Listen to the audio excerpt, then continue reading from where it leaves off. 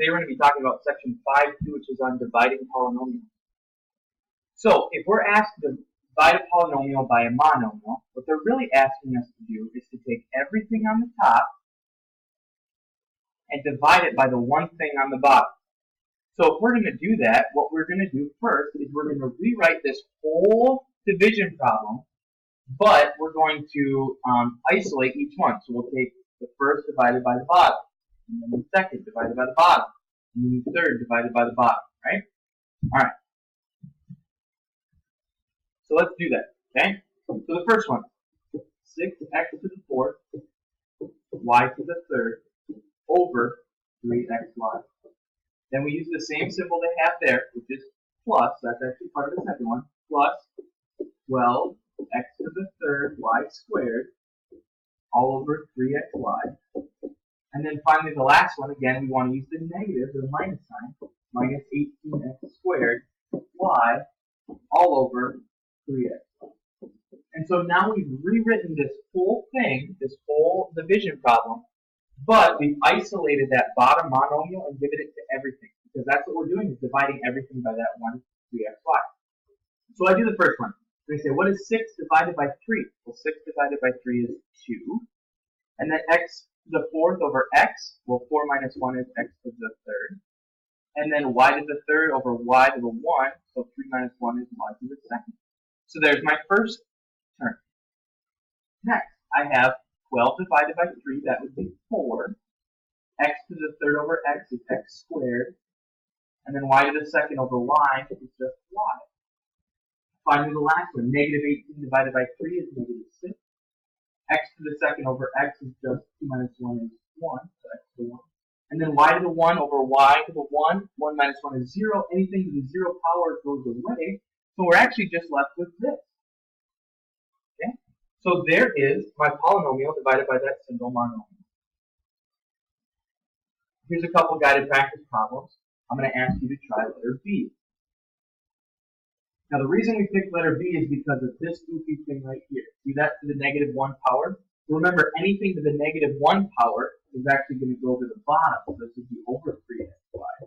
And then that kind of goes away. So you'll see it's actually kind of the same problem, just that negative 1 power drops it down. So we're going to rewrite it as 18x squared y over 3xy. And then plus 27x to the third y squared z over 3xy. And so now what we're going to do is we're going to say, okay, well, what's 18 divided by 3? That would be 6. X to the second over x, 2 minus 1 is just 1. And then y to the 1 over y to the 1, 0 goes away. We go to the next term. Plus 27 over 3 is 9. X to the third over x is x squared. Y to the second over y is just y. And then there's a z on top but nothing on bottom, so that z is just going to remain. So here's my simplified answer. 6x plus y x squared, 9x squared yz. Now in example 2, what we're going to be doing is we're going to be using long division. So if you think back to like 3rd, 4th, 5th grade, when you had to do long division to divide things, we're going to use long division now, but we're going to use it in an algebraic manner. And so the first thing we notice is that this right here, okay, right here we're going to have 3 terms, trinomial, and it's going to be degree 2 because we have a squared there, right? And then this one right here is going to be 2 terms, binomial, and this is degree 1 because it's like x to the 1 power, right? So you'll notice that you have to have a bigger degree divided by a smaller degree when we're doing this. Alright, so what I'm going to do is I'm actually just going to write this trinomial right here, and then I'm going to put it under the radical sign, the division sign, the long division sign. Looks like this, right? And then what I'm going to do is I'm going to put the binomial that I'm dividing by, the divisor, over here, in x minus 5. And so how I do long division this way is I always look at the first term in the first term I'm looking at. Okay? So you'll notice I have x in the divisor and x squared in what I'm dividing, right? And so x, what do I multiply x by right here to turn it into x squared? Well, the answer to that is x. And you'll notice I'm going to put that right above to 3x because they have the same degree. So x times x is x squared, and then x times negative 5 would be negative 5x. And now I want to get rid of that x squared, just like we did in long division. And so I subtract down. So x squared minus x squared is 0, and that goes away. And then we have 3x minus a negative. Well, minus a negative is the same as adding. So 3x plus 5x would be 8x. And then just like we used to do in long division, we have to drop this down to minus 40. Now I'm not done yet. I'm going to say, well, what do I multiply x by to turn it into 8x? Well, the answer to that is a positive 8. So I put a positive 8 up front, or up top, and I do 8 times x would be 8x. And then I do 8 times negative 5 would be negative 40. And again, I have to subtract. So 8x minus 8x is 0, that goes away. And negative 40 minus a negative, which would be like adding, 40 would be 0. So you'll notice I have 0 as the remainder. So this right here, x plus 8, is what x squared plus 3x minus 40 divided by x minus 5 turns into. That's what it is. Now, so this is our answer right here. But what we're going to do is we're going to check our answer just to make sure that it's correct. All right? So what we're going to do is we're going to say, okay, well, we divided by x minus 5. So we're going to take x minus 5. And our solution that we found was x plus 8. And we're going to multiply them together. So we take x times x is x squared. We take x times 8 would be a positive 8x. Then we take negative 5 times x would be negative 5x. Then we take negative 5 times 8 would be negative 40. Now let's combine our middle term. We get x squared. 8x minus 5x is 3x minus 40. So you'll notice that this term right here is the same as this. So that means that this x plus 8 has to be my solution. I checked my answer, and it is correct. All right, so let's look at 2a. If I look at 2a right here, I'm dividing x squared plus 7x minus 30, and I'm dividing it by x minus 3. So the first thing I look at is, what do I multiply x by to turn it into x squared? The answer to that is just x again. And so I get x times x is x squared, and x times minus 3 would be minus 3x. Okay, subtract down. X squared minus x squared, 0 goes away. 7x minus a negative, 3x would be 10x. If you're unsure of that, remember minus a negative is adding. And then I drop down my minus 30. So what do I multiply x by to turn it into 10x? I multiply it by a positive 10. So I get 10x minus 30. And again, you'll notice it's the same thing. So you're going to have a remainder of 0. Okay? So this is my solution right here, x plus 10. All right, which expression is equal to x squared plus 7a minus 11, and then 3a, or 3 minus a to the negative 1 power? Now you'll notice, okay, that this is in a different order, right?